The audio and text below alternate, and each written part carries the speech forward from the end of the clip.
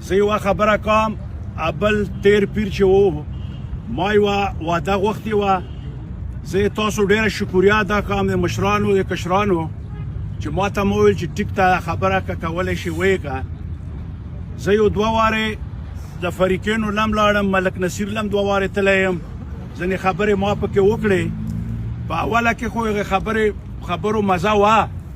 خو بیا پوه نه یم چې په منځ کې څه چل وشو خبرې بیا لږې بېګړاو شوې نو بس خیر دی داسې زر خبرې هم نه کېږي چې یوه مسله وي او په ټول قام کې وي نو خیر دی که الګ وخت غواړي بله خبره دا ده چې را روانه روژه هم ده په 18 تاریخ غالبا روژه ده یا په 19 نو یوه واده پکې بله کېږي بله خو پکې نه کېږي نو زه دا خبره کوم چې موږ دا قام هغه ده نه ماتوو نه خرپوو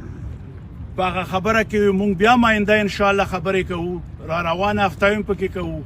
یوه بله هفته چې ده بس بیا خو روژه ده د هغه هم هغه کېږي ملتوي کېږي د غونډې منډې نو خیر دی اوس هم ګوره غټه سینه په کار ده په یو بل تن یا هغه نه دی په کار نو دا خبره انشاءالله موږ پرې ایښې نه ده دا کومه چې ویرانه ده دوو فریقینو په منځ کې یا دوو ګروپونو په منځ کې زه خو ډېر وخت پس قام له راغلی یم خو حقیقت ته چې زه ډېر زیات نا امیده شوم ځکه چې رساکشي شروع ده په قام کې بیخي رساکشي ده یو یوه خبره کوي که ښه خبره څوک وکړي بل یې مخالفت کوي دا نه ده په کار دا قام ما هم داسې نه چلیږي